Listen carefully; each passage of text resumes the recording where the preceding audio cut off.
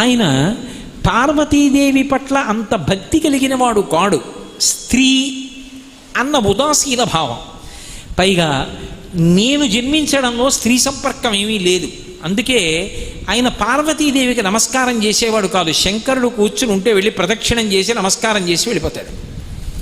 ఒకప్పుడు పార్వతీదేవి చూసింది, ఏమిట్రా ఈ ఉద్ధతి ఎన్నడూ నాకు ప్రదక్షిణం చేయడు, ఎన్నడూ నాకు నమస్కారం చేయడు, ఒక్క శంకరుడికి నమస్కారం చేస్తాడు వెళ్ళిపోతాడు నేను లేకుండా చూసి, ఏమిటి ఇతనికి ఇలా ఈ విధేయతారాహిత్యం అని శంకరుణ్ణి అడిగింది. ఆయన అన్నాడు, నువ్వు ఒకటి నేనొకటినా?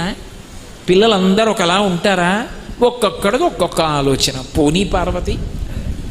ఆవిడ సర్దుకోలేకపోయింది. ఒకరోజు భృంగి శంకరుడు ఒక్కడే ఉన్నాడని ప్రదక్షిణానికి వచ్చాడు. ఏం చేస్తాడో చూద్దామని అమ్మవారు తటాలున వచ్చి అయ్యవారి యొక్క వామార్థ భాగంలో చేరిపోయి అర్ధనారీశ్వర స్వరూపంగా కూర్చుంది. ఆయన సగభాగంలో పార్వతీదేవి వచ్చింది. భృంగి గబగబా దగ్గరికి వచ్చి చూశాడు. ఎలా ప్రదక్షిణం?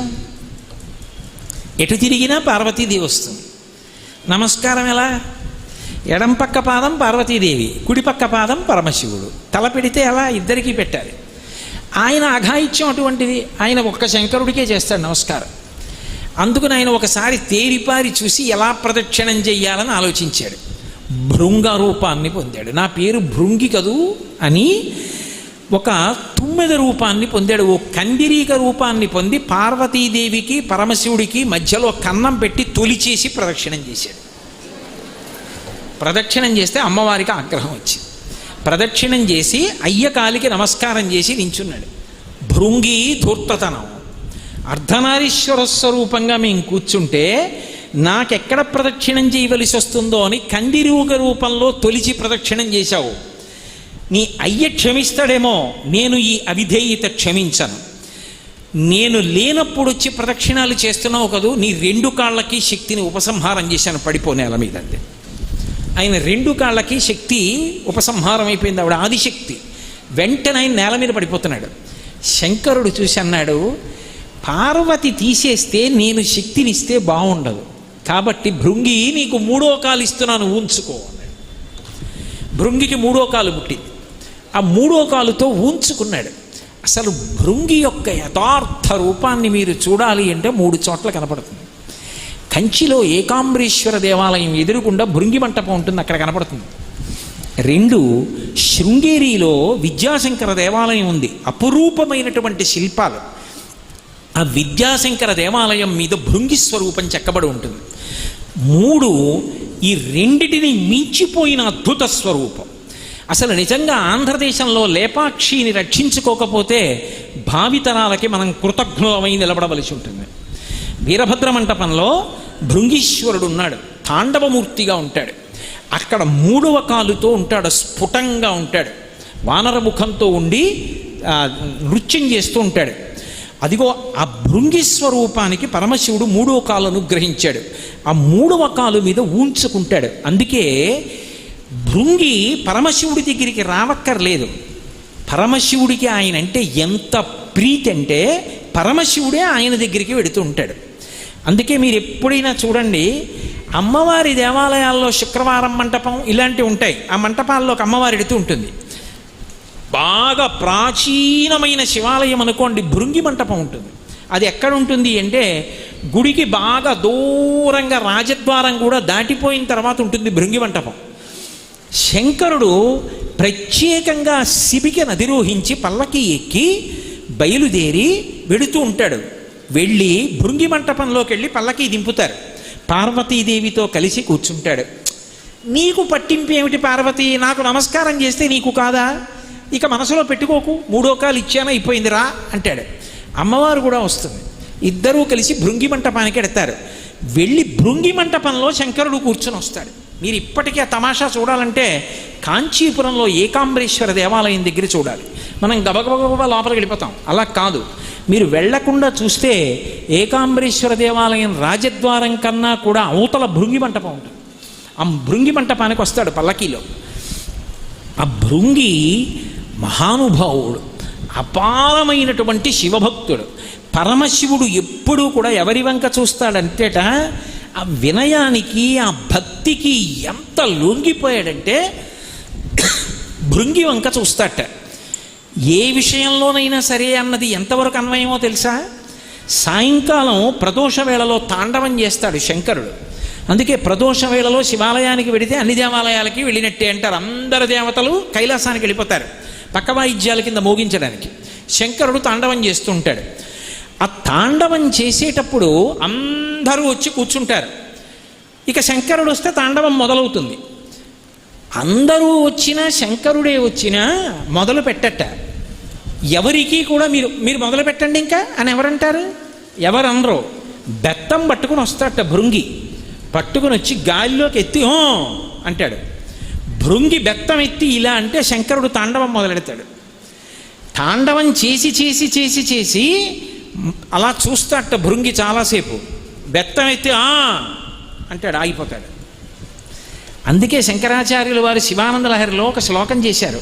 భృంగీచ్ఛా నటనోత్కట కరిమదగ్రాహీ స్ఫురన్మాధవాహ్లాదో నాదయుతో మహాసితవపు పంచేషు నాచాదృత సత్పక్ష సుమనోవనేషు సపునః సాక్షాన్మదీయే మనో రాజీవే భ్రమరాధిపో విహరతాం శ్రీశైలవాసీ విభు అంటారు.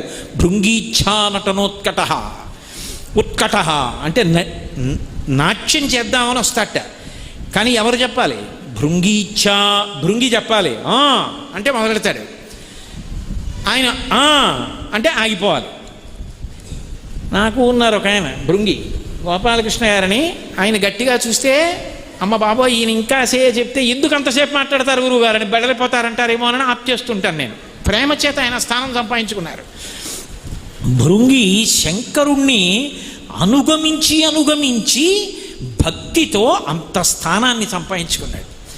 శంకరుడు ఎంత లొంగిపోతాడు, సమస్త జగత్తులను శాసించగలిగిన వాడు భృంగి బెత్తం పట్టుకుంటే నాట్యం చేయడం ఏమిటి? భృంగి అంటే ఆగడం ఏమిటండి? అంటే తన భక్తులకు అంత వశపడిపోతాడు ఆయన. అందుకే పరమదయాళు, ఆయనని మించినటువంటి కరుణామూర్తి లోకంలో కనపడడు. అటువంటి శంకరుడు కారుణ్యామృతవర్షిణం ఘన విపద్గ్రీష్మచ్చిదాకర్మటం విద్యాసస్య ఫలోదయాయ సుమనః సంసేవ్యమిచ్ఛాకృతిం నృత్యన్ భక్తమయూరమద్రినిలయం చించజ్జటామండలం శంభో వాంఛతి నీలకం దరసదా త్వం మే మనశ్చాతకః అంటారు శంకరులు. కారుణ్యామృతవర్షిణం, కరుణని వర్షించేస్తుంటాడు. అలా అంతటి దయామూర్తి తండ్రి కదూ. కాబట్టి ఆ భృంగి యొక్క శాసనానికి వశపడతాడు. భృంగి అందరికీ దర్శనమిస్తాడు. ఎక్కడో తెలుసా? కాశీపట్టణంలో కనపడతాడట భృంగి.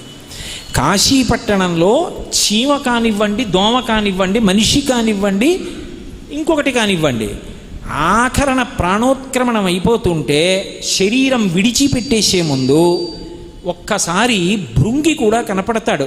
శివ పరివారంలో వస్తాట. ఆ సమయంలో శంకరుడు చేసే ఉపకారంలో వచ్చేటటువంటి పరివారంలో ఒకడయ్యాడు భృంగి.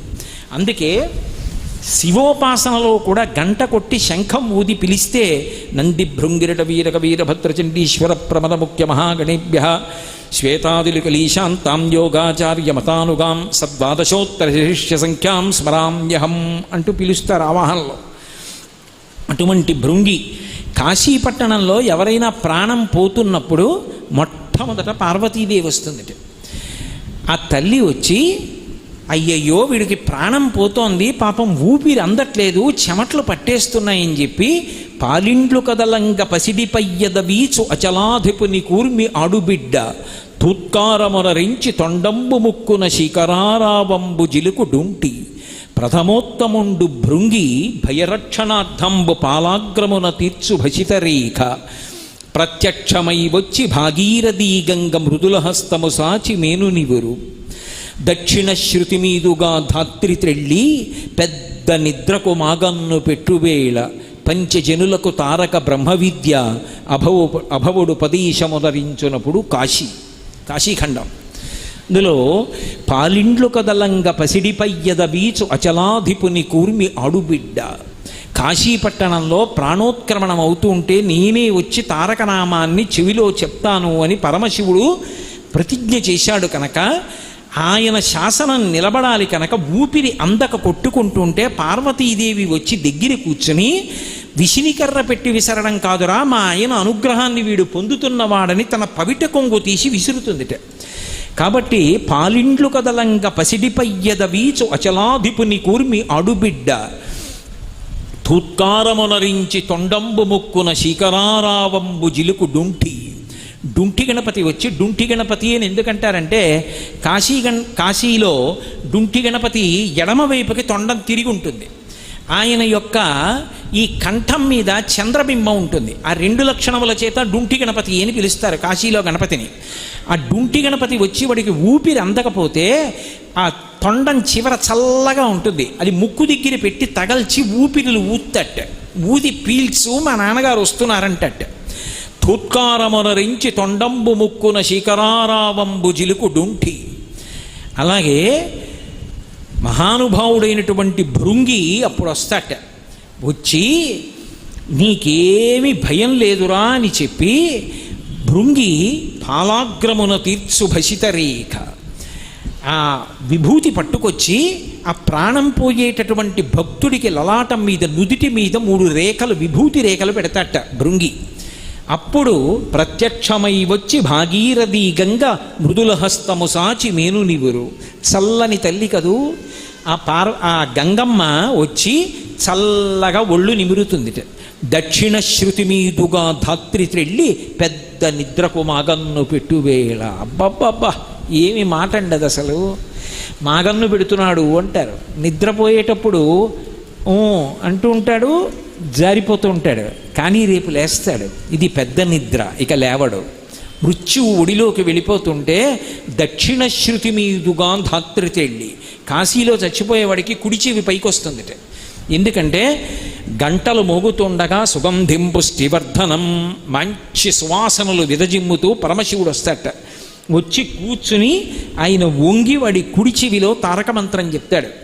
ఆ తారక మంత్రం చెప్తే ఆ తారక మంత్రాన్ని వింటూ పరమశివుణ్ణి చూస్తూ ఆయన పరివారాన్ని చూస్తూ వాడు శివుడిలో ఐక్యమైపోతాడు. కాబట్టి అటువంటి స్థితిలో మహానుభావుడు దక్షిణ శృతి మీదుగా ధాత్రి తెళ్ళి పెద్ద నిద్రకు మాగన్ను పట్టువేళ పంచజనులకు తారక బ్రహ్మ విద్య అభవుడుపదేశములరించునప్పుడు కాశీ పట్టణంలో పరమశివుడు ఆ తారక మంత్రాన్ని సమస్త ప్రాణులకు ప్రాణోత్క్రమణ వేళలో ఉపదేశం చేస్తూ ఉంటాడు. అప్పుడు వస్తాడు శివపరివారంలో భృంగి. అంతటి అదృష్టానికి నోచుకున్నవాడు భృంగీశ్వరుడంటే. నేను ఇందాక ఒక మాట అన్నాను కాబట్టి పూర్తి చేయవలసి ఉంటుంది.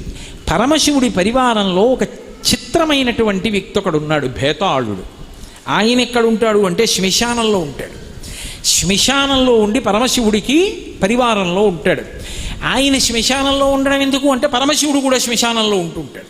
పరమశివుడు శ్మశానంలో ఉండడం ఎందుకు? కైలాసం లేదా? ఏమి ఐశ్వర్యం తక్కువ? అనుశాసనిక పర్వంలో మహాభారతంలో పార్వతీదేవి ఇదే ప్రశ్న అడిగింది. శంకర, కైలాసం ఉంది, ఇంత గొప్ప గొప్ప చింతామణి గృహాలు ఉన్నాయి, మీరు ఎందుకు అక్కడ ఉంటారని అడిగింది. అడిగితే ఆయన చెప్పాడు, బ్రహ్మగారు ఒకప్పుడు నన్ను అడిగాడు, ఈ ఉగ్రభూతములన్నీ కూడా శ్మశానంలోంచి లేచి వచ్చి ఊళ్ళ మీద పడిపోయి ఊళ్ళో వాళ్ళు చేసేటటువంటి సాత్వికమైనటువంటి కర్మలు చెయ్యనివ్వవు, వాళ్ళందరూ సాత్విక కర్మలు చేసుకోవడానికి వీలుగా శ్మశానాలలో ఉన్న ఉగ్రభూతములు వచ్చి ఊళ్ళ మీద పడిపోకుండా నేను అక్కడ ఉండి నాట్యం చేసి వాటిని అన్నింటినీ కూర్చోబెడతాను, అందుకని వీళ్ళు బతకగలుగుతున్నారు. నేను కానీ ఒక్కరోజు అక్కడికి వెళ్ళకపోతే అవన్నీ వచ్చి ఊళ్ళ మీద పడిపోతాయి, వీళ్ళందరూ అక్కడికి వెళ్ళిపోతారు.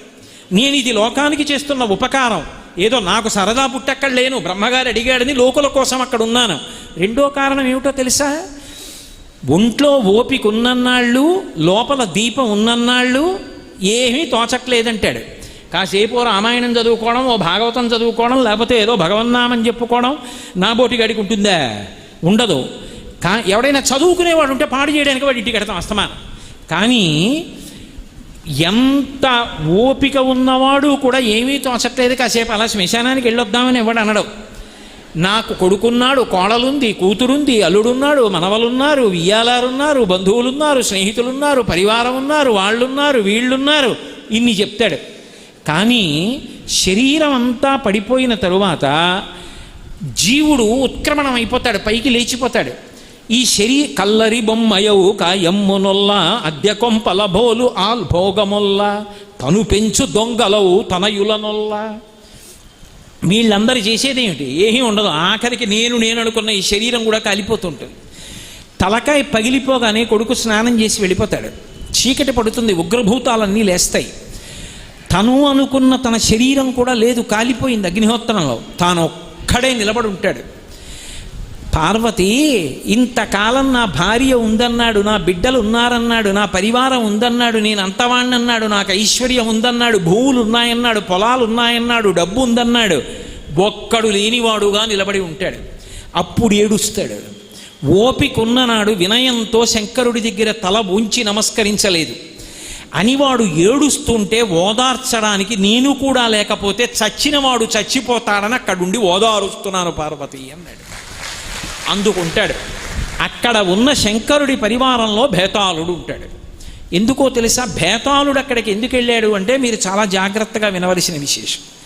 నేను ఇందాక భృంగి గురించి అన్నాను కాబట్టి ఈ విషయాన్ని కూడా మనవి చేస్తున్నాను. నేను మీతో చెప్పా, శివవీర్యము 2 చుక్కలు ఆ గిరిప్రస్థము మీద పడినప్పుడు భృంగి మహాకాళి అని 2 పుట్టారు అని. ఆ మహాకాళికి ఒక అలవాటు ఉండేది.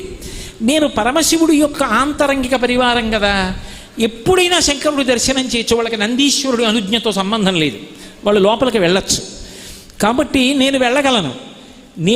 వెళ్ళవచ్చు అంటే శంకరుడి అనుగ్రహం అలా ఇచ్చాడు. నందీశ్వరుడి అనుమతి కూడా అక్కర్లేదు, మీరు లోపలికి రావచ్చు అన్నాడు ఆయన. మీరెందుకండి అడగడం, మీరు ఎప్పుడైనా రావచ్చు మా ఇంటికి అన్నాను అనుకోండి. అలా అంటే దాని ఉద్దేశం రాత్రి 1 గంటకి నేను నిద్రపోతున్నప్పుడు రమ్మనే కాదు కదా. అది ఒక స్వాతంత్ర్యం మీకు ఇచ్చినట్టు. పరమ ప్రేమతో మీరు మా ఇంటికి ఎప్పుడైనా రావచ్చు, మా కుటుంబ సభ్యులు లాంటి వారు అని. అలా అన్నాను కదా అని ఉపన్యాసం 2 గంటలు చెప్పి వెళ్ళిన తర్వాత నా వెంటబడి నేను ఎక్కడున్నాను అక్కడికి రమ్మనే అలసట ఉండదు. ఎప్పుడు వెళ్ళాలో ఎప్పుడు వెళ్ళకూడదో తెలుసుకుని ఉండాలి కదా.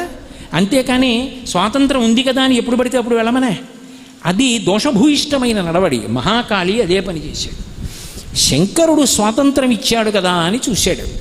చూసి ఒకప్పుడు పార్వతీ పరమేశ్వరులు ఇద్దరూ ఏకాంత మందిరంలో ఉండగా వెళ్ళాడు.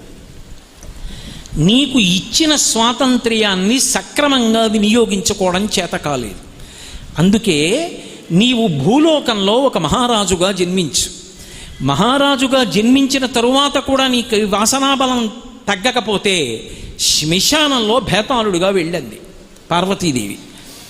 ఆయన పార్వతీదేవి శాపం రీత్యా పుష్పదంతుడు అన్న పేరుతో రాజయ్యాడు. కానీ గత జన్మల వాసనాబలం శివభక్తి ఉండిపోయింది. గత జన్మల వాసనాబలం పరమశివుడి దగ్గర స్వాతంత్రం ఉంది కదా అని వెళ్ళడం కూడా ఉండిపోయింది. అందుకే పుట్టుకతో శివభక్తి వల్ల ఏం చేశాడంటే శివారాధన చేస్తే తప్ప గుక్కెడు మంచినీళ్ళు కూడా తాగేవాడు కాదు. నమకచమకాలతో అభిషేకం చేసి సహస్రంతో పూజ చేసి అప్పుడు గుక్కెడు మంచినీళ్ళైనా తాగేవాడు. ఒక మహాశివరాత్రి నాడు పరమశివుడు ఆయన భక్తిని చూసి అనుగ్రహించాడు. మారాడేమో చూద్దాం, ఒక అనుగ్రహం ఇచ్చి చూస్తాడు శంకరుడు కూడా. నీకు నేను అనుగ్రహం ఇస్తున్నాను, నందీశ్వరుడు అనుమతి అక్కర్లేదు, ప్రతిరోజు నువ్వు మా కైలాసానికి వచ్చి మా దర్శనం చెయ్యొచ్చు అడిగాడు పుష్పదంతుడు. ఆయన యుగంధర రాజ్యాన్ని పరిపాలన చేస్తుండేవాడు ఆ రోజుల్లో. పార్వతీదేవి శాపంతో భూమి మీద పుట్టి, నాకు రోజు శంకర మీరు పార్వతీదేవితో కలిసి దర్శనం ఇవ్వాలని, నీ ఇష్టం, వచ్చి కైలాసం మీద మా ఇద్దరి దర్శనం చెయ్యొచ్చు, నువ్వు నందీశ్వరుడు అనుమతి తీసుకోక్కర్లేదన్నాడు. ఈ జన్మలోనైనా కనీసం ఆయనకి అతి స్వాతంత్ర బుద్ధి తగ్గాలి కదా. ఆయన ఒక రోజున మళ్ళీ వెళ్ళాడు. నందీశ్వరుడు అన్నాడు, నీకు ఈశ్వరుడు అనుగ్రహించిన మాట వాస్తవం, కానీ ఆయన ఏకాంత మందిరంలో ఉన్నాడు, వెళ్ళవద్దన్నాడు. నిగ్రహించడానికి నీకు అనుమతి లేదు, నేను వెళ్ళి దర్శనం చేసుకెళ్ళిపోతానని వెళ్ళాడు. ఆయన లోపలికి వెళదాం అనుకుంటూ ఉండగా లోపల పార్వతీ పరమేశ్వరులు మాట్లాడుకుంటున్న మాట వినపడింది. పార్వతీదేవి అంది, ఈయన్ని పరీక్షించడానికి అడిగింది ఆవిడ. శంకర, ఇప్పటి వరకు లోకంలో ఎవరికీ తెలియనటువంటి ఒక రహస్యమైన కథని నాకు చెప్పండి. శుకోత్పత్తి చెప్పాడు శంకరుడు. ఇప్పుడు నేను అవన్నీ ఎక్కడ చెప్తాను కానండి, ఒక రహస్యమైన కథని చెప్పండి అని అడిగింది. ఆయన అన్నాడు, పార్వతి తప్పకుండా చెప్తాను అని శుకోత్పత్తికి సంబంధించిన రహస్యాన్నంతటినీ కథారూపంలో చెప్పాడు. ఇద్దరూ ఏదో రహస్యం అని అడిగింది కదూ, ఎవ్వరికీ తెలియంది చెప్తానంటున్నాడు కదూ. ఈయన లోపలికి వెళ్ళడం మానేసి విన్నాడు. ఇది పార్వతీదేవికే కాదు నాకు తెలుసు అనుకున్నాడు. ఈయన ఒకడు వింటున్నాడు, ఇచ్చినటువంటి స్వేచ్ఛని దుర్వినియోగం చేస్తున్నాడని తెలియనంత అమాయకుల లోపలున్న వాళ్ళు బుద్ధి మారట్లేదని కనిపెట్టారు. ఏమీ తెలియని వాళ్ళే వెళ్ళి నమస్కారం పెట్టాడు. శుభం భూయాత్ వెళ్ళిపోయాడు. ఆ రోజు కథ వింటూ ఉండిపోయాడు కదా, బాగా చీకటి పడిపోయింది. ఆయన భార్య పేరు దేవదత్త. ఆవిడంది, నీకు ఈ మధ్య జారదోషం పట్టుకుంది, చీకటి ఇంత రాత్రి అయ్యేవరకు ఎక్కడ తిరిగావు, నాకు చెప్తావా చెప్పవా? ఇది రహస్యమే, చెప్పకూడదన్నాడు. అవునులే, మరి రహస్యమే ఎందుకు చెప్తావని పట్టు కూర్చుంది. అయ్య బాబోయ్, చెప్పకపోతే కాపరం నిలబడేటట్టు లేదని ఆయన భార్య దేవదత్తకి పరమశివుడు పార్వతీదేవికి చెప్పిన కథ చెప్పాడు. ఆవిడేం చేసింది, చాలా గొప్ప విషయం తెలిసింది కదా, చెలికెత్తెలకి చెప్పింది. ఆ చెలికెత్తెలు మిగిలిన వాళ్ళకి చెప్పారు. ఇది పార్వతీదేవి చెలికెత్తె వింది. జయ అని ఒక చెలికెత్తె, ఆ చెలికెత్తె వెళ్ళి పార్వతీదేవికి చెప్పింది. పార్వతీదేవి పరమశివుడి వంక తిరిగి, లోకమంతటికీ తెలిసున్న కథ నాకు రహస్యమని చెప్పారా అని అడిగాను. ఆయన అన్నాడు, నీకు తెలియదా ఇది ఎవడు విని వెళ్ళి భూలోకంలో చెప్పాడో అన్నాడు. వచ్చాడు పుష్పదంతుడు నమస్కారం పెట్టడానికి. నిన్ను ఎప్పుడైనా సరే దర్శనం చేసుకోవచ్చు అంటే ఎవరికీ తెలియంది అని అమ్మవారు అడుగుతున్నప్పుడు దూరంగా పోవాలి. నువ్వు గోడ దగ్గర చెవి పెట్టి వినమనే, దర్శనానికి వచ్చానని పేరు పెట్టి మీ ఆవిడ ఏమైనా అంటుందేమో అని ఊళ్ళో అంతా చెప్పొచ్చావా కథ. నీకు ఈ కథల పిచ్చి వదిలిపోవాలి కాబట్టి శ్మశానంలో భేతాళుడివై కథలు వింటూ ఉండని పంపించాడు. ఆ భేతాళుడికి కథలు ఎందుకు వచ్చాయి అంటే, ఒకప్పుడు ఉజ్జయిని నగరాన్ని పరిపాలించేటటువంటి భర్తృహరి విక్రమాదిత్యుడు, విక్రమార్కుడు ఇద్దరు సోదరులుగా పుట్టారు. ఆ భర్తృహరికి ఒకానొకప్పుడు ఒక దేవీ భక్తుడు ఒక ఫలాన్ని ఇచ్చాడు. భర్తృహరి అడిగాడు, ఏమిటి ఫలం అని అడిగాడు.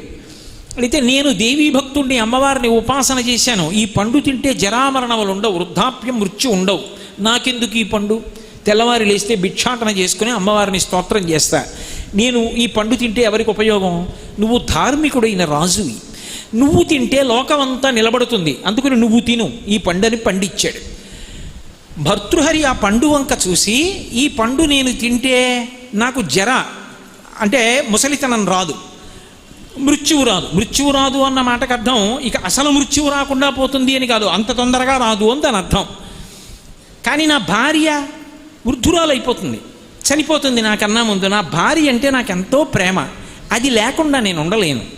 నేను యవ్వనంలో ఉండి అది వృద్ధురాలైపోతే తట్టుకోలేను, కానీ అది యవ్వనంలో ఉండి నేను వృద్ధుడినైపోతే చూసి సంతోషిస్తాను అని పండు భార్యకి ఇచ్చి నువ్వు తిను అని ఇచ్చాడు. ఆవిడ ఆ పండు తను తినడం మానేసి పరమ బలవంతుడైనటువంటి ఒక ఆశ్యుకుడు ఉండేవాడు, గుర్రం మీద దౌడు తీస్తూ ఉండేవాడు, లొంగని గుర్రాలు లొంగదీసేవాడు, ఆయనకిచ్చింది. ఆయన మీద అనురక్తితో. అక్కడ వరకు చాలు, మీకు అర్థమై ఉంటుంది, నేను వివరించక్కర్లేదు. ఆయనకిచ్చింది. ఆయన ఆ పండు విశేషాన్ని తెలుసుకున్నాడు. తను తినడం మానేసి గుర్రపుశాలలో పనిచేసే దాసికి ఇచ్చాడు. ఆమెకి అనురక్తి ఒక గోపాల బాలుడి మీద ఉంది, ఆవుల్ని కాసేవాడి మీద, వాడికి ఇచ్చింది. వాడు గోశాలలో పేడ తీసే ఇంకొక దాసికి ఇచ్చాడు, ఆయన అనురక్తి ఆవిడ మీద ఉంది. ఆవిడ ఈ పండు అందరిలో తినడం ఎందుకని తట్టలో పేడ నింపి పేడలో పండు పెట్టి వెళ్ళిపోతోంది. అంతఃపుర గవాక్షంలో పైన భర్తృహరి నిలబడున్నాడు. ఆ బుట్ట కదలడంలో పేడలోంచి పండు పైకి వచ్చింది. ఈ పండు నేను నా భార్యకి ఇచ్చాను కదా, ఈమెకి ఎలా వెళ్ళిందని పిలిపించాడు. నిజం చెప్పి పండు ఎక్కడదన్నాడు. కథంతా వెనక్కి వచ్చి భర్తృహరి భార్యని పిలిచాడు. ఇచ్చావా అన్నాడు. ఇచ్చానని. ఎందుకు ఇచ్చావన్నాడు. చెప్పింది. ఆయనకి వైరాగ్యం వచ్చి, ఈ పాటి దానికి సంసారంలో పడి కొట్టుకుంటున్నాను అని ఆ పండు తీసుకెళ్ళి సోదరుడైన విక్రమార్కుడికి ఇచ్చాడు. నువ్వు తిని రాజ్యాన్ని పరిపాలించరా ధార్మికంగా అని పండిచ్చి వెళ్ళిపోయాడు. విక్రమార్కుడు ఆ పండు తిన్నాడు, సాటిలేని మహావీరుడయ్యాడు. విక్రమార్కుడి సాహసాలు ఇప్పుడు నేను చెప్పక్కర్లేదు మీకు, అంత గొప్ప సాహసాలు చేసినవాడు. తన శరీరాన్ని కూడా పణంగా పెట్టేసేవాడు. ఒకప్పుడు దేవేంద్రలోకంలో ఇంద్రుడు రంభా ఊర్వశిల నృత్యంలో ఎవరి నృత్యం గొప్పది అన్న ప్రశ్న వస్తే విక్రమార్కుడిని దేవలోకానికి పిలిపించి నృత్యం చూడమన్నాడు. నాట్యశాస్త్రంలో ఉన్న మెళకువలను పాటించడంలో ఊర్వశి గొప్పది అని తీర్మానించాడు. రంభ కూడా ఒప్పుకుంది. ఇంత గొప్ప తీర్పు చెప్పావు కాబట్టి నీకు 32 సాలభంజికల సింహాసనం ఇస్తానని ఇంద్రుడు బహూకరించాడు. ఆ సింహాసనం మీద కూర్చుని విక్రమార్కుడు పరిపాలన చేస్తూ ఉండేవాడు. ఆయన పరమశివుడి గురించి తపస్సు చేశాడు. శివుడు ప్రత్యక్షమై ఏం కావాలన్నాడు. నాకు మృత్యు ఉండకూడదన్నాడు. అది కుదరదు మర్త్యలోకంలో. ఇంకొక మాట అడిగిస్తానన్నాడు. 2.5 సంవత్సరముల పిల్లకి మహావీరుడు కుమారుడిగా జన్మిస్తే శరీరం విడిచిపెట్టేస్తానన్నాడు. తథాస్తు. ఆయన సింహాసనం మీద కూర్చుని అద్భుతాలు చేశాడు విక్రమార్కుడు. అందుకే ఈ కథలు వినడం అన్నది పుష్పదంతుడు పార్వతీదేవి దగ్గరికి వెళ్ళి చాటుగా విని ఆ కథంతా ప్రచారమై మళ్ళీ పార్వతీదేవి దగ్గరికి వెడితే వీడికి ఈ స్వేచ్ఛాబుద్ధి పోవట్లేదని ఇచ్చిన శాపం వల్ల భేతాళుడిగా వచ్చాడు కదూ. అందుకని విక్రమార్కుడిని ప్రశ్నిస్తుంటాడు. ఇప్పుడు విక్రమార్కుడు మౌనంగా వెడుతుంటాడు. ఎందుకెడతాడంటే మళ్ళీ దానికి ఇంకో ఉపాఖ్యానం. ఒకప్పుడు ఉజ్జయిని నగరాన్ని విక్రమార్కుడు పరిపాలిస్తుండగా ఒక దిగంబరుడు వచ్చాడు. ఆయన ఏదో ఉగ్ర పూజలు చేస్తాడు. ఆయన వచ్చి, మహారాజా రాత్రి నువ్వు నేను పూజ చేస్తున్న వనానికి రావాలన్నాడు. విక్రమార్కుడు వెళ్ళాడు. వెళితే ఆయన విక్రమార్కుడిని బలివ్వబోయాడు. విక్రమార్కుడు లేచి ఆయన్నే సంహరించాడు. భేతాళుడు సంతసించి ఆయనకు అనుమాయి అయ్యాడు. అప్పటి నుంచి విక్రమార్కుడి యొక్క మౌనాన్ని భంగం చేసి ఆయన దగ్గర కథలు వింటూ ఉంటాడు. ఈ కథలు వినే పిచ్చి ఎక్కడి నుంచి వచ్చింది అంటే అదిగో అక్కడి నుంచి. ఏకాంతంలో ఎవరైనా ఉంటే చాలా కథ వింటుంటాడు. ఆ వాసనాబలం. అందుకు భేతాళుడిగా ఉండిపోయాడు. కానీ ఉగ్రభూతములన్నింటి మీద ఆధిపత్యం పొందాడు. ఒకప్పుడు ఎవరో రాజ్యంలో చెప్పారు, 2.5 సంవత్సరముల పిల్ల ఒక కుమ్మరివాని ఇంట్లో కొడుకుని కంది, మహాయోధుడ్డా అన్నాడు. అప్పుడు భేతాళుణ్ణి పిలిచాడు. పిలిచి, నువ్వు వెళ్ళి చూసిరా అటువంటి కొడుకుని కందా అని అడిగాడు విక్రమార్కుడు. భేతాళుడు వెళ్ళి చూసొచ్చి, అవును కొడుకుని కంది. ఆ పిల్లవాడి పేరు శాలివాహనుడు. ఆ పిల్లవాడు పుట్టాడన్నాడు. అయితే ఇక నేను శరీరం విడిచిపెట్టాలి పరమశివుడికి ఇచ్చిన మాట మేరకి అని చెప్పి విక్రమార్కుడు తన చంద్రహాసం తన ఖడ్గంతోటే తన రుధిరధారలు బయటికి వచ్చేటట్టుగా పొడుచుకొని శరీరాన్ని విడిచిపెట్టాడు.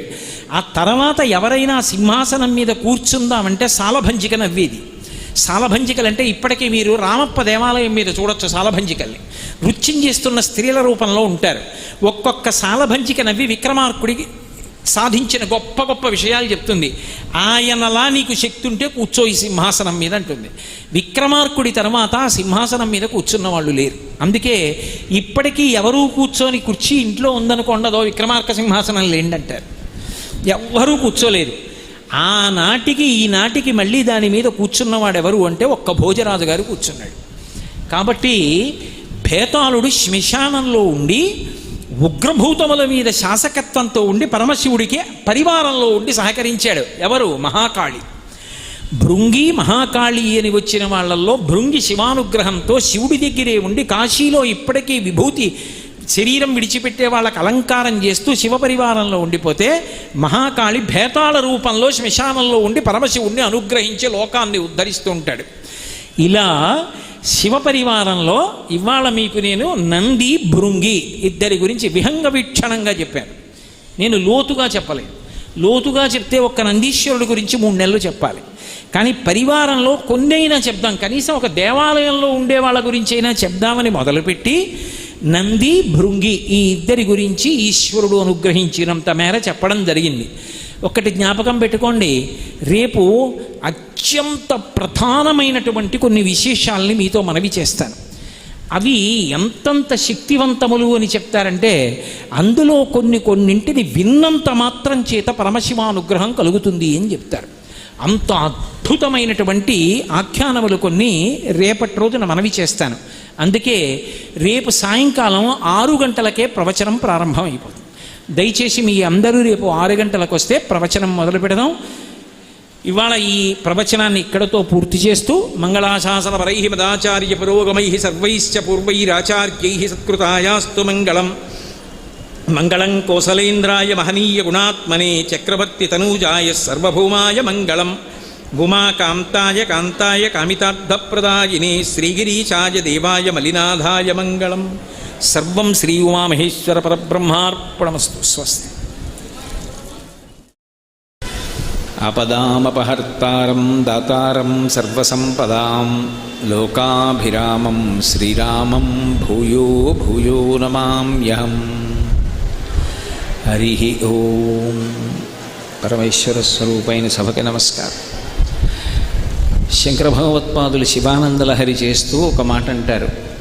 ఆనందాశ్రుభిరాతనోతి పులకం నైర్మల్యతశ్చాదనం వాచా శంఖముఖస్థితైశ్చ జఠరా పూర్తిం చరిత్రామృతై రుద్రాక్షైర్భసితేన దేవవపుషో రక్షాం భవద్భవనాపర్యంకీ వినివేశ్య భక్తి జననీం భక్తార్భకం రక్షతి అంటారు. శంకర భగవత్పాదులకు శంకర భగవత్పాదులే సాటి, వారిలా ఎవరు చెప్పగలరు? ఆయన శ్లోకం చేస్తూ భక్తి యొక్క వైభవాన్ని గురించి మాట్లాడతారు. అందులో ఆనందాశ్రుభిరాతనోతి పులకం నైర్మల్యతశ్చాదనం. పసిపిల్లవాడికి అమ్మ వినా ప్రపంచం ఉండదు. ఆ పసిపిల్లవాడిని తల్లి ఎత్తుకునేసరికి వాడి ఏడుపంతా ఆగిపోయి ఒక్కసారి వాడిలోంచి ఆనందం పులకరింతతో పైకొస్తుంది. వచ్చి శరీరం అంతా రోమాంచితమవుతుంది, వెంట్రుకలు నిక్కపొడుచుకుంటాయి అమ్మని చూసినటువంటి ఆనందంలో. అలా భక్తి అనేటటువంటి తల్లి ఒడిలో ఉన్నటువంటి భక్తుడు అనబడేటటువంటి పిల్లవాడికి ఆనందంతో పులకాంకురములు పైకి లేస్తాయి. ఆనందాశ్రుభిరాతనోతి పులకం నైర్మల్యతశ్చాదనం. అమ్మ పిల్లవాడు పడుకుని నిద్రపోతుంటే చక్కటి దుప్పటి ఒకటి కప్పుతుంది. ఎందుచేత అంటే ఈగలు దోమలు మొదలైనటువంటివి ముసిరి పిల్లవాడిని బాధ పెట్టకూడదు అని. అలాగే భక్తి అనేటటువంటి తల్లి ఒడిలో ఉన్నటువంటి భక్తుడు అనేటటువంటి పిల్లవాడికి నిర్మలంగా ఉండేటటువంటి తత్వము అనేటటువంటి దుప్పటిని తల్లి భక్తి కప్పుతుంది. నైర్మల్యతశ్చాదనం వాచా శంఖముఖస్థితైశ్చ జఠరాపూర్తిం చరిత్రామృతై. అమ్మ పరమ ప్రేమతో పిల్లవాడికి పాలు పట్టి కడుపు నింపుతుంది. భక్తి అనేటటువంటి తల్లి వేదము అనేటటువంటి శంఖంలోంచి శివకథలు అనేటటువంటి ఆయన చరిత్రని చెవుల గుండా పట్టి మనసు చల్లగా ఉండేటట్టుగా తృప్తిపరుస్తుంది. వాచా శంఖముఖస్థితైశ్చ జఠరాపూర్తిం చరిత్రామృతై రుద్రాక్షైర్భసితేన దేవవపుషో రక్షాం. అమ్మ పిల్లవాడికి రక్ష పెడుతుంది. శ్రీరామరక్ష 7 ఆయుష్ 7 5వ ఉంటుంది. అలా భక్తి అనేటటువంటి తల్లి భక్తుడు అనేటటువంటి బిడ్డడు రుద్రాక్షలు మెడలో దాల్చేటట్టుగా చేసి రక్ష చేస్తుంది. అలాగే భస్మ అమ్మ బొటనవేలుతో రక్షగా విభూతి పెడుతుంది. అలాగే భక్తి అనేటటువంటి తల్లికి బిడ్డడైనటువంటి భక్తుడు ఆ విభూతి ధారణ చేసి ఎప్పుడూ సంతోషంగా ఉంటాడు. రుద్రాక్షైర్భసితేన దేవవపుషో రక్షాం భవద్భావనాపర్యంకే వినివేశ్య భక్తి జననీం భక్తార్భకం రక్షతి.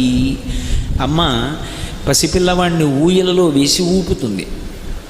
అమ్మ ఆ ఊయలలో వేసి ఊపుతూ పాట పాడుతుంటే పిల్లవాడు పరమ సంతోషంతో హాయిగా ఆనందంతో నిద్రపోతాడు.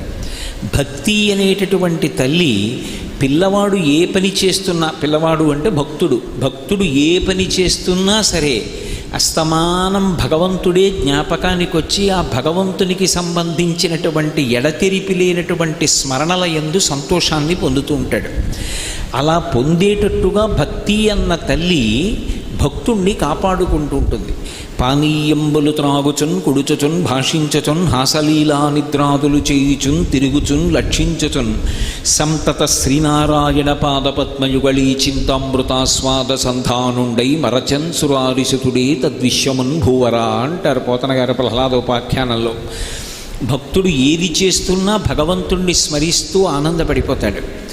అలా ఎవరి హృదయము ఎప్పుడూ భగవంతుణ్ణి అంటిపెట్టుకుని ఉంటుందో, ఏది చేస్తున్నా భగవంతుని మనసుని విడిచిపెట్టకుండా స్మరణల రూపంలో లోపల తిరుగుతూ ఉంటాడో అటువంటి చిత్తశుద్ధి కలిగినటువంటి భక్తుణ్ణి సర్వకాలములయందు భగవంతుడు రక్షిస్తూ ఉంటాడు. భగవంతుడు రక్షించుట అన్నది ఒక ఎత్తైతే పరమశివ పరివారంలోకి ఒక అత్యద్భుతమైనటువంటి వ్యక్తి చేరాడు. కుటుంబము అనొకటి ఉంటుంది. అందులోకి సభ్యత్వాన్ని పొందడం అంత తేలికైన విషయం ఏం కాదు. అది ఏదో రక్త సంబంధీకుల వలన కలిగినటువంటి అనుబంధము చేత లభిస్తుంది తప్ప అన్యదా లభించేటటువంటి అవకాశం ఉండదు. ఏదో ఒక ఇంట్లో ఒక తల్లి తండ్రి, ఆయనకో కొడుకు కూతురు ఉన్నారనుకోండి, ఇప్పుడు వాళ్ళ నలుగురు కలిపి రక్త సంబంధం.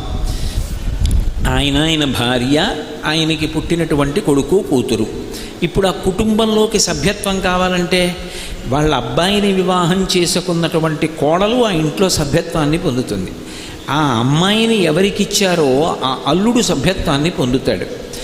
మిగిలిన వాళ్ళు కోడల్లాంటి వాళ్ళు, కూతురు లాంటి వాళ్ళు అంటాం తప్ప వాళ్ళు కూతురు కోడలు నిజంగా అయ్యే అవకాశం ఉంటుందా? ఉండదు. కుటుంబంలో సభ్యత్వం ఏర్పడదు. కానీ ఒక్క కారణం చేత ఏర్పడుతుంది. గురుస్థానంలో కూర్చున్నటువంటి వ్యక్తి ఉంటాడే, గురువుగారు అని పిలిపించుకున్నటువంటి వ్యక్తి, ఆయన్ని త్రికరణ శుద్ధిగా ఆయన మా గురువు గారు అని నమ్మకం పెట్టుకున్నటువంటి వ్యక్తి వయసుతో సంబంధం లేకుండా ఎవరు గురువై ఉన్నాడో ఆ గురువుకి శిష్యుడు, గురువు కన్నా వయసులో పెద్దవాడైనా అనుబంధం రీత్యా కొడుకు అవుతాడు. అందుకే కడుపున పుట్టిన కొడుకు శరీర సంబంధం ఉన్నవాడు ఒక్కడే ఉండొచ్చు. కానీ గురుస్థానంలో కూర్చున్న వాడికి కొడుకులకు లోటు ఏమిటి? అందరూ కొడుకులే. ఎంతమంది ఆ గురువుగారి మీద ఆ గురి పెట్టుకుని ఉన్నారో వాళ్ళందరూ కొడుకులే. వాళ్ళ భార్యలందరూ కోడళ్ళే. ఒక్క గురువుగారి దగ్గరికి వచ్చేటప్పటికి మాత్రమే ఈ మినహాయింపు, మిగిలిన చోట్ల మినహాయింపు ఉండదు. అలా కుటుంబంలో సభ్యత్వం లభించదు. కానీ జగద్వైఖరికి భిన్నంగా పరమశివుడు ఒక అద్భుతమైనటువంటి స్థితిని కల్పించాడు ఒక వ్యక్తికి. అది ఎవరికి? మర్త్యలోకంలో పుట్టినటువంటి వ్యక్తి. మర్త్యలోకము అంటే ఇప్పుడు మనం ఉన్న లోకం. పుట్టినటువంటి వాడు గిట్టక తప్పదు, మరణించాలి.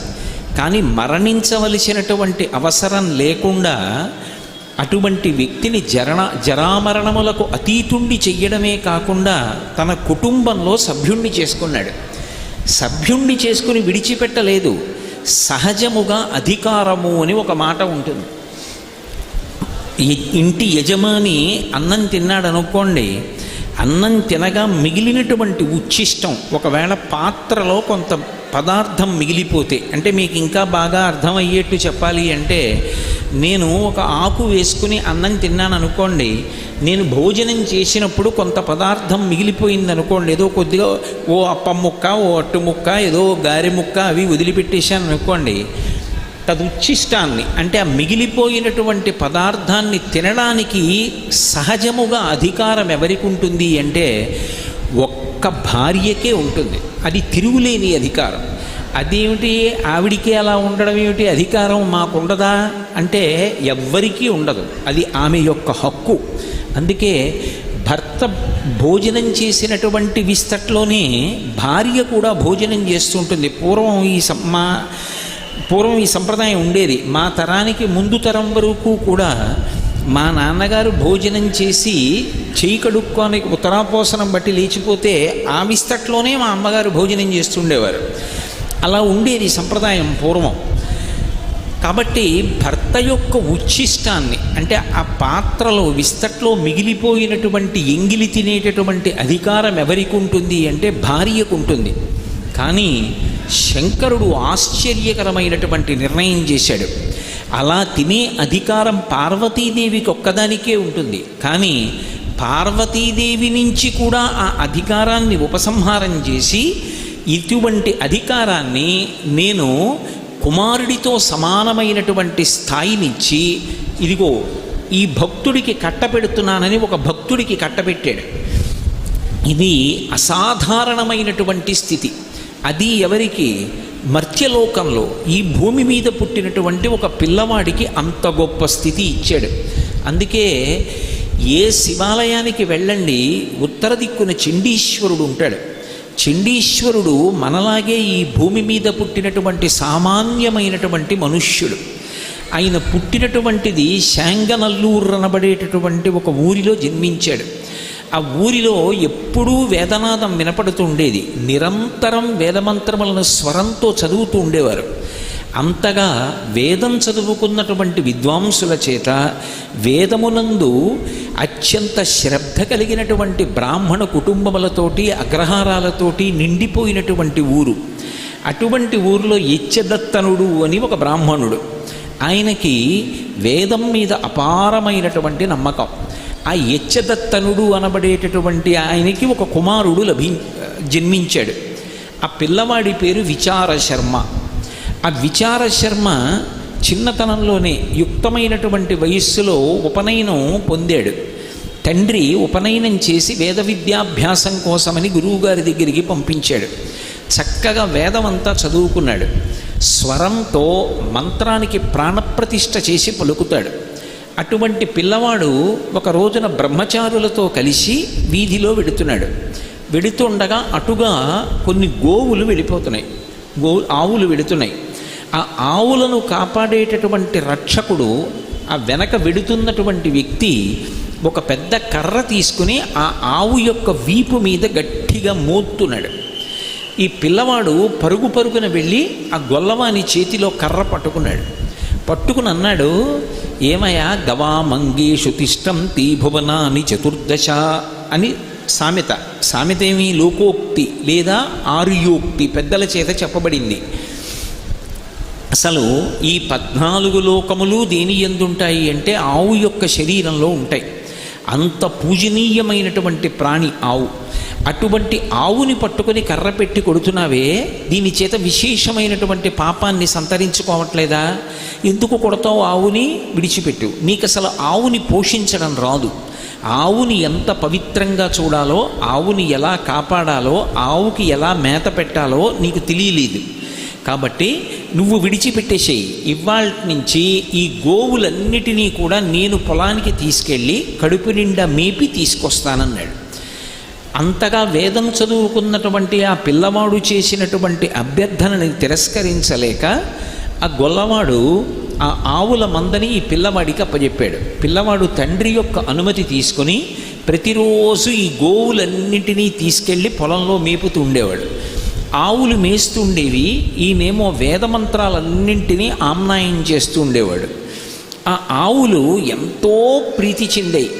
ఆ వేదంలో చెప్పబడినటువంటి మంత్రభాగాన్ని విని ఆనందించినటువంటి ఆ గోవుల యొక్క సమూహం ప్రతిరోజు కూడా ఒక వరుస క్రమంలో ఆవులన్నీ విచారశర్మ దగ్గరికి వచ్చి పాలు విడిచిపెడుతుండేవి. ఆవు పాలు నిష్కారణంగా పోవడం ఎందుకు అని ఈ పిల్లవాడు కొన్ని కుండలు తీసుకొచ్చి అక్కడ పెడితే ఒక్కొక్క ఆవు వచ్చి దాని పొదుగు కుండ మీదకు వచ్చేటట్టుగా నిలబడి శిరములలోంచి తమంత తాముగా పాలు స్రవించి కుండలు నింపి వెళ్ళిపోతుండేవి. ఈ పిల్లవాడు ఈ పాలన్నింటినీ కూడా తీసుకెళ్ళి ఒక చోట పెట్టి ఆ ఇసుకలోనే ఒక దేవాలయం కట్టేవాడు. ఇసుకలో దేవాలయం కట్టడం మీరు చూసి ఉంటారు. ఇక్కడే ఏలూరు పక్కనే తమ్మిలేరు అని చెప్పి ఒక ఏరు ఉంది. చిన్నప్పుడు మేమందరం ఆ ఏట్లో ఆడుకున్న వాళ్ళమే. పాదం అందులో పెట్టి దాని మీద తడి ఇసుక వేసి గట్టిగా నొక్కితే అది ఏదో ఒక ఇల్లు కట్టినట్టుగా ఏర్పడుతుంది. ఒడుపుగా ఎక్కువ కదపకుండా మెల్లిగా పాదాన్ని వెనక్కి లాగేస్తే చిన్న గుహలా ఏర్పడుతుంది. అందులో మెల్లిగా దానికి అటు ఇటు అంటుకున్న ముద్దల్లాంటి ఇసుక తీసేసి ఒడుపుగా చెయ్యి పెట్టి ఆ చేతితో ఆ ఇసుకంతా కొంచెం లాగేసి కొద్దిగా తడి ఇసుక తీసి మధ్యలో చిన్న వేదికలా నిర్మాణం చేసి మందార పువ్వులు ఉంటాయి. ఆ మందార పువ్వు రేఖలు విప్పేస్తే మధ్యలో దాని దుద్దు ఉంటుంది. ఆ దుద్దు లోపల తెల్లగా శివలింగాకృతిలో ఒక చిన్న పలుకు ఉంటుంది. ఆ పలుకు తీసి జిగురుగా ఉంటుంది. ఆ వేదిక మీద ఆ శివలింగాకృతిలో ఉండేటటువంటి పలుకు ఉంచి దానికి చుట్టూ తడి ఇసుకతోటి గోడలు కట్టి ఓ చీపురు పుల్ల పెట్టి దానికి ఓ కాగితం పెట్టి ధ్వజస్తంభం అని చెప్పి చిన్నప్పుడు ఆడుకుంటూ ఉండేవాళ్ళం. ఇదే తమ్మిలేట్లో ఆడుకునేవాళ్ళం. నాతో ఆడుకున్న స్నేహితులు కూడా ఉన్నారు ఈ సభలో. కాబట్టి అది పెద్ద విశేషం కాదు. ఏటి ఒడ్డున ఉన్నవాళ్ళు, నదీ తీరంలో ఉన్నవాళ్ళు, సముద్రపు ఒడ్డున ఆడుకునేవాళ్ళు ఇటువంటివి చేస్తూ ఉంటారు. విచారశర్మ ప్రతిరోజు అలా ఒక దేవాలయాన్ని నిర్మాణం చేసేవాడు. అక్కడ కుండలు పెడితే ఆవులు తీసుకొచ్చి పాలు విడిచిపెట్టేవి.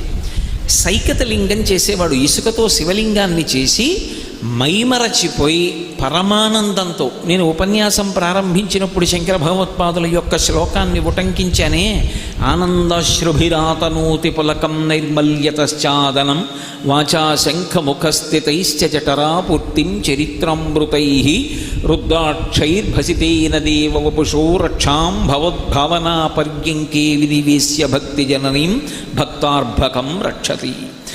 పరమభక్తితో ఆ పాలు చేత్తో పట్టుకొని వేదమంత్రాలు చదువుతూ అక్కడ ఉన్నటువంటి సైకతలింగంలో పరమశివుణ్ణి దర్శనం చేస్తుండేవాడు.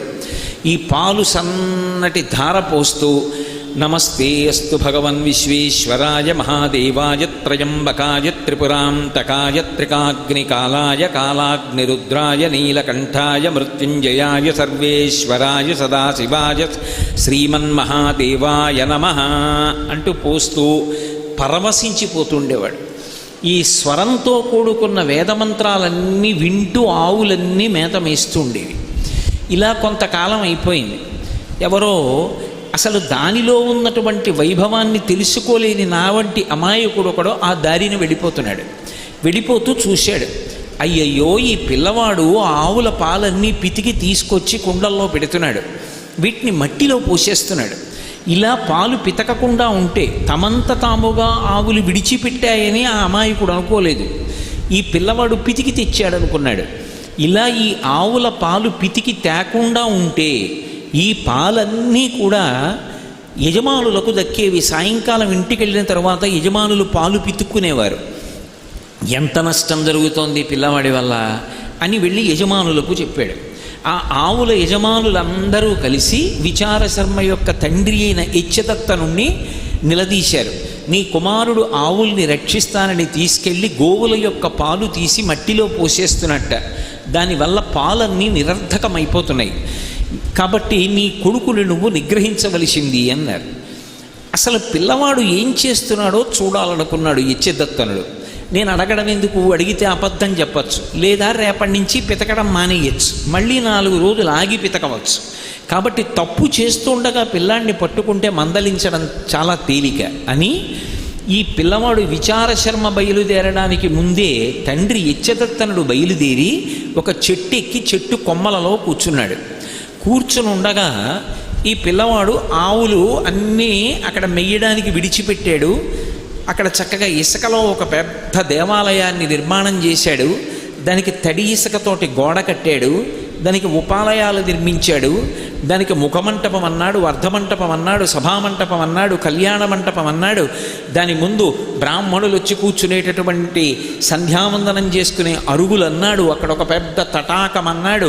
స్వామివారు వాహన సేవల కోసం నిమంత్రణం చేయబడినటువంటి వాహనములన్నీ కూడా పెట్టేటటువంటి వాహన మంటపం అన్నాడు. వీటన్నింటికి ఇసుకతో మంటపాలు కట్టుకున్నాడు. ఎంతసేపు పడుతుంది? 2 చేతులతో ఇసుక ఇలా ఇలా ఇలా ఇలా అంటూ గోడ కట్టేయచ్చు. పెద్ద దేవాలయం కట్టాడు. ఇప్పుడు ఆ దేవాలయంలో పెరక వెళ్ళి కూర్చున్నాను అని కూర్చున్నాడు. అక్కడ కుండలు పెట్టాడు. ఆ ఆవులు ప్రతిస్పందించేవి అతని భావనకి. అవి వచ్చి ఒక్కొక్క ఆవు 4 శిరములలో 1 శిరము నుండి పాలు విడిచిపెట్టేవి. మిగిలిన 3 శిరములలోంచి పాలు వదిలేవి కావు. పొదుగులోని 1 శిరములో పాలు విడిచిపెట్టి వెళ్ళిపోతున్నాయి. కుండల నిండా పాలు వచ్చాయి. ఇప్పుడు ఆ పాలు అక్కడ పెట్టుకున్నాడు. రుద్రమంత్రాలతో పరమశివుడికి అభిషేకం మొదలుపెట్టాడు. మొదలు పెట్టగానే చెట్టు మీద కూర్చున్న తండ్రి చూశాడు. అరే రే ఎంత పని చేస్తున్నాడు రా పిల్లాడు. నిన్నటి రోజున వాళ్ళు చెప్పినది యథార్థమే. ఈ పిల్లవాడు పాలన్నీ తీసుకెళ్ళి ఇసుకలో పోసేస్తున్నాడు, నిష్కారణంగా పాలన్నీ పాడైపోతున్నాయి అని కోపంతో పిల్లవాడు అభిషేకం మొదలు పెట్టగానే చెట్టు దిగొచ్చాడు.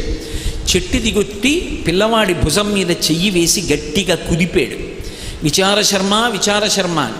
కానీ ఆ పిల్లవాడు తదేక నిష్టలో చదవడం నోటికి అలవాటైపోయింది కాబట్టి నోరు స్వరంతో మంత్రం చెప్తోంది. కానీ ఆయన మనస వాచ కర్మణ పూర్తిగా శివభక్తిలో మునిగిపోయి ఉన్నాడు. అతనికి ఆ సైకతలింగంలో పరమశివుడు ప్రత్యక్షం అవుతున్నాడు. పరమానందంతో ఆవు పాలు పోస్తూ అభిషేకం చేస్తున్నాడు. తండ్రి పిలిచినా కుదిపినా పలకలేదు. ఆ తండ్రికి ఎక్కడ లేని కోపం వచ్చింది. ఈ పిల్లవాడు పిలిస్తే పలకట్లేదని కాలుతో అక్కడ ఉన్నటువంటి ఆవు పాల కుండని ఒక్క తన్ను తన్నాడు. కుండ బద్దలైపోయి ఆవు పాలన్నీ కింద పడిపోయి అక్కడ ఉన్నటువంటి ఆ దేవాలయాన్ని ఇసుకతో కట్టినటువంటి దాన్ని ఒక్క తన్ను తన్నాడు. ఆలయం అంతా భిన్నమైపోయి ఇసుక చిమ్ముకుపోయింది. పిల్లవాడు ఇలా పక్కకి తిరిగి చూశాడు. కాలు కనపడింది. ఇది తండ్రి పాదమే గుర్తించాడు. అయినా మహాపరాధం చేశాడు. పరమశివుడికి అభిషేకం చేయడానికి తీసుకొచ్చినటువంటి ఆవు పాల కుండ భిన్నం చేశాడు. అక్కడతో ఊరుకోకుండా ఆకాలితోటే శివాలయాన్ని ధ్వంసం చేశాడు. నా తండ్రి రక్షింపబడాలి అంటే ఆ కాలు తెగిపోవడం వినా మార్గం లేదు. నా తండ్రిని రక్షించుకోవడానికి, ఈ అపరాధం నుంచి గట్టెక్కించడానికి ఏ కాలుతో ఆవుపాల కుండని ఇసుకతో కట్టిన దేవాలయాన్ని తన్నాడో ఆ కాలు నేను నరికేస్తానని అక్కడ ఉన్నటువంటి గొడ్డలిని ఒకదాన్ని తీసి తండ్రి కాలి మీద విసిరాడు. ఆ గొడ్డలి తగిలి తండ్రి కాలు తెగిపోయి రక్తధారలు కారిపోతుండగా తండ్రి కింద పడి శరీరం విడిచిపెట్టాడు. పశ్చాత్తాపడకుండా శివ ఇంత అపరాధం చేశాడు, నా తండ్రి క్షమించమని శివుడికి విజ్ఞాపన చేశాడు. పరమశివుడు అతని యొక్క భక్తికి కదిలిపోయాడు. ఇది శంకర భగవత్పాదులు అంటారు, గభీరే కాసారే విశతి విజనే ఘోర విపినే విశాలే శైలీ చ భ్రమతి కుసుమార్థం జడమతి సమర్ప్యే చేత సరసిజముమానాధభవతే సుఖేనావస్థాతుం జనయిహ న జానాతి కిమహో అంటారు. మనసార దర్శనం చేస్తూ ఆయన పాదముల మీద ఒక్క మారేడు దళం వేస్తే చాలు, పరమ సంతోషాన్ని పొందుతాడు. ఆయన కానిది, ఆయన ఇవ్వనిది లోకంలో ఏముంది కనుక ఆ విచారశర్మ యొక్క అపారమైనటువంటి భక్తికి పరవశించినటువంటి శంకరుడు పార్వతీ సహితుడై వృషభవాహనారూఢుడై భూమి మీదకి దిగాడు. దిగి ప్రత్యక్షమయ్యాడు. వెంటనే విచారశర్మ లేచాడు, స్తోత్రం చేశాడు. అడగకుండా పరమశివుడు వరం ఇచ్చాడు, ఇక నుంచి నా గణములలో ఒక గణానికి నిన్ను అధిపతిని చేస్తున్నాను, నీ పేరు చండీశ్వరుడు అని పిలుస్తారు. ఈశ్వర శబ్దంతో పిలవబడతావు. నంది ఎలా నందీశ్వరుడు అనిపించుకున్నాడో నువ్వు చండీశ్వరుడు అనిపించుకుంటావు. నీవు ఎప్పుడూ నా దగ్గర ఉంటావు. నేను కట్టుకుని విప్పినటువంటి బట్టలు, నేను ధరించి విడిచిపెట్టినటువంటి ఆభరణములు, నేను తినగా మిగిలినటువంటి ఉచ్ఛిష్టము అంటే అశేషము మిగిలిపోయినటువంటి పదార్థము నీకు మాత్రమే దక్కుతాయి. ఇక పైన ఎవ్వరూ కూడా వాటిని తీసుకోవడానికి వీల్లేదు, అవి నీకు మాత్రమే దక్కుతాయని చెప్పి వరం ఇచ్చాడు. అందుకే ప్రతి శివాలయంలోనూ ఉత్తర దిక్కున చండీశ్వర స్థానం ఉంటుంది. చిన్న గుడి ఉంటుంది. అందులో చండీశ్వరుడు ఎప్పుడు యోగనిష్టలో ఉంటాడు. ఆయన పద్మాసనం వేసుకొని హృత్పద్మమునందు మనసులో ఆ పార్వతీ పరమేశ్వరుల దర్శనం చేస్తూ రమిస్తూ ఉంటాడు. మనం ఒక కొబ్బరికాయ శివాలయానికి పట్టుకెళ్ళామనుకోండి, ఆ కొబ్బరికాయ కొట్టి 2 చెక్కలు ఈశ్వరుడికి నైవేద్యం పెట్టి మనకి ప్రసాదంగా సగం ఇస్తారు, ఓ కొబ్బరి చెక్క ఇస్తారు, కాసిన అరటిపళ్ళు ఇస్తారు. ఇస్తే వాటిని తిన్నగా ఇంటికి తెచ్చుకోకూడదు. శివుడి యొక్క నిర్మాల్యాన్ని, ప్రసాదాన్ని విడిచిపెట్టేయకూడదు. చాలామంది తెలిసి తెలియక ఒక మాట అంటుంటారు, శివాలయం నుంచి ప్రసాదం తెచ్చుకోకూడదు అంటుంటారు. బాగా వినండి, శివాలయం నుంచి ప్రసాదం పట్టికెళ్ళి తీరాలి ఇంటికి. దాన్ని గోడ మీద పెట్టేయడం, నంది దగ్గర పెట్టేయడం, అటువంటి పిచ్చి పనులు చేయకూడదు. ప్రసాద తిరస్కారము బహుదోషము, ప్రసాదాన్ని తిరస్కరించకూడదు. అందుకే అన్నవరం సత్యనారాయణ స్వామి కథలో ప్రసాదాన్ని తీసుకోకుండా ఆ పిల్ల భర్తని చూడ్డానికి వెళితే పడవ మునిగిపోతుంది. ఒక కథలో ఏమిటి, ప్రసాదం తినకపోతే పడవలో ముంచేసేటంతటి పైశాచికవాదా పరమేశ్వరుడు? అంత పైశాచిక మనస్తత్వం ఉన్నవాడా? కాదు. ప్రసాదము అంటే అనుగ్రహము, ఈశ్వరానుగ్రహము ప్రసాదం రూపంలో లోపలికి వెళ్ళి అందులో 6వ వంతు మనస్సుగా మారి మనకున్నటువంటి సమస్యలకి కావలసినటువంటి పరిష్కారం అదే మనసులో బుద్ధి నిర్ణయించి ప్రచోదనం చేస్తుంది. ఆ ప్రసాదం లోపలికెడితే సమస్యకి పరిష్కారం లోపల పుడుతుంది. అలా ఆ ప్రసాదము ఈశ్వరానుగ్రహము కనుక ఎవరు ప్రసాదమును తిరస్కరించాడో వాడు ఈశ్వరుడి యొక్క అనుగ్రహాన్ని తిరస్కరించినట్లు లెక్క. ఈశ్వరానుగ్రహాన్ని తిరస్కరిస్తూ వెడితే ఈశ్వరుడి యొక్క ఆగ్రహమునకు గురవుతాం. అందుకే శివాలయంలో కూడా ప్రసాదాన్ని తిరస్కరించకూడదు. కానీ శివాలయంలో ప్రసాదం ఇచ్చినప్పుడు అది ఒక మారేడు దళమో ఒక పువ్వో అనుకోండి, అది పట్టుకుని చండీశ్వర స్థానం దగ్గరికి వెళ్ళాలి. వెళ్ళి ఆయన దగ్గరికి వెళ్ళి కొంతమంది చప్పట్లు కొడుతూ ఉంటారు. ఎందుకండి కొట్టారు అన్నారనుకోండి, ఆయనకి చెవుడండి అందుకని అలా కొడితే తప్ప ఆయన వినడంటారు. చాలా పొరపాటు. ఆయనకి చెవుడు మూగ అటువంటివి ఏం లేవు. ఆయన మహానుభావుడు, యోగనిష్టలో ఉంటాడు. ఎప్పుడూ హృత్పద్మమునందు పార్వతీ పరమేశ్వరుల దర్శనం చేస్తూ కన్నులు మూసుకుని ఉంటాడు. ఆయన దగ్గరికి వెళ్ళి చిటిక వెయ్యాలి. అందుకే చిటికల చండీశ్వరుడు అంటారు. ఇలా చిటిక వేశాననుకోండి, ఆయన కళ్ళు విప్పుతాడు. ఇలా ఎందుకు రానా తపస్సు భగ్నం చేశావు, ఎందుకు చిటిక వేశావు అని ఇలా కళ్ళు విప్పుతాడు. వెంటనే మనకిచ్చిన ప్రసాదం ఆయనకి చూపించి, స్వామి శంకరుడు తినగా మిగిలిన ప్రసాదాన్ని నేను ఇంటికి పట్టుకెడుతున్నాను అనుగ్రహంగా, కానీ అది మీకు దక్కాలి అని చెప్పి శివుడి యొక్క శాసనం, మీరు అనుగ్రహించండి, దీన్ని ఇంటికి పట్టుకెడతానని ఇలా ఆయనకి చూపించాలి. చూపిస్తే ఆయన చూసి శుభం భూయా పట్టుకెళ్ళంటాడు. అప్పుడు ఆ ప్రసాదాన్ని ఇంటికి తెచ్చుకోవాలి. శివాలయంలో ప్రసాదాన్ని తెచ్చుకునేటటువంటి విధానం అది, అలా తెచ్చుకోవాలి. అంతేకాని అది మారేడుదలం లాంటిది అనుకోండి, శ్రీశైలం లాంటి క్షేత్రాల్లో అయితే ఒక మారేడుదలం అయితే దాన్ని నోట్లో వేసుకొని నవిలి మింగేస్తారు. కానీ ఇన్ని మారేడుదలాలు ఇచ్చారనుకోండి, ఏం చేయాలి? నంది మీద పెట్టకూడదు. బాగా జ్ఞాపకం ఉంచుకోండి ఈ మాట. శివ నిర్మాల్యమునకు ఒక పెద్ద విశేషం ఉంది. శివ నిర్మాల్యము అంటే శివుడికి పూజించినటువంటి పదార్థం నేల మీద పడి ఉండగా తొక్కినా, దాన్ని దాటినా పూర్వజన్మలలో చేసుకున్న పుణ్యం, ఇప్పటి వరకు చేసుకున్నటువంటి పుణ్యం పోతాయి. అందుకే ఎవరు నందీశ్వరుడి మీద అలా పెట్టేస్తారో వాళ్ళ వల్ల పోతూ ఉంటుంది ఇతరులకు పుణ్యం. ఎందుకని వాడు నంది మీద పెట్టి వెళ్ళిపోతాడు. గాలి వేసింది, ఆ మారేడు దళాలు కింద పడిపోయినటువంటి మారేడు దళాన్ని వెనక వెళ్ళినవాడు తొక్కాడు. ఇప్పుడు ఆ పాపం ఎవరిది? ఇద్దరికీ వస్తుంది. కానీ ప్రధానంగా పాపం ఎవరిది? నందీశ్వరుడి మీద పెట్టిన వాడికి. నందీశ్వరుడి మీద పెట్టకూడదు. అతిభక్తి అన్న పేరుతోటి అఘాయిత్య పనులు చేయకూడదు. కొంతమంది తీసుకెళ్ళి శివాలయంలో ఓ అరటిపండు ఇచ్చారనుకోండి, ఓ ముక్క తీసి నందీశ్వరుడి యొక్క ఆ మూతికి రాసేసి వెళ్ళిపోతారు. అక్కడి నుంచి ఇంతంత ఈగలు బయలుదేరి ఆయన నోటి చుట్టూ ముక్కుల్లోకి వెడుతుంటాయి. ఆయన నిరంతరము శివదర్శనం చేస్తుంటాడు. ఆయనకి అది ధ్యానభంగం కల్పిస్తుందా, కల్పించదా? ఒక ఆలయంలోకి వెళ్ళాము అంటే ఆలయం యొక్క మర్యాదని పాటించాలి. ఆలయం ఒక్కరికి సంబంధించినది కాదు. దేవాలయం అనేటటువంటిది అందరి ఆత్మోద్ధరణకు సంబంధించినటువంటి విషయం. ఆలయం విషయంలో అందరూ సంతోషపడేటట్టు, అందరూ ఉద్ధరణ పొందేటట్టు ప్రవర్తించాలి తప్ప ఆలయ వ్యవస్థ యొక్క పవిత్రత పాడయ్యేటట్టుగా ఏ ఒక్కరూ ప్రవర్తించడానికి అధికారము పొంది ఉండరు. అందుకే నంది మీద పెట్టకూడదు ఎప్పుడు నిర్మాల్యాన్ని. చండీశ్వరుడి దగ్గరికి వెళ్ళి చూపించాలి. అది ఇన్ని మారేడు దళాలో ఇన్ని విడి పువ్వులో ఇచ్చారనుకోండి, ఆ చండీశ్వరుడి దగ్గర విడిచిపెట్టి, స్వామి నేను కళ్ళకద్దుకొని తల మీద పెట్టుకుని వెడుతున్నాను, నాకు ప్రసాద స్వీకార ఫలితాన్ని అనుగ్రహించండి, ఈశ్వర ప్రసాదం స్వీకరించినట్లుగా నన్ను కాపాడండి అని అక్కడ పెట్టి వెళ్ళిపోవచ్చు. అదో కొబ్బరి చెక్కో అరటిపండు అనుకోండి, చక్కగా ఇంటికి పట్టుకెళ్ళి అందరూ సేవించవచ్చు తప్ప శివాలయంలో ప్రసాదం ఇంటికి తీసుకెళ్ళకూడదు అనేటటువంటి మాట ఎక్కడా లేదు. దీనికి నేను ప్రమాణం ఒకటి చూపిస్తాను. శంకరాచార్యుల వారు సౌందర్యలహరిలో ఒక శ్లోకం చేశారు. అందులో ఒక నాటకీయ సన్నివేశాన్ని చూపిస్తూ చండీశ్వరుని యొక్క వైభవాన్ని వర్ణించారు. అందులో హణీజిత్వా దైత్యానపహృత శిరస్త్రైః కవచిభిః నివృత్యై చండాంశస్త్రిపురహర నిర్మాల్య విముఖైః విశాఖేంద్రోపేంద్రో అని ఆ శ్లోకం చేస్తూ ఆయన అంటారు, విలీయంతే మా తత్తవ వదన తాంబూల కబళాహ అంటారు.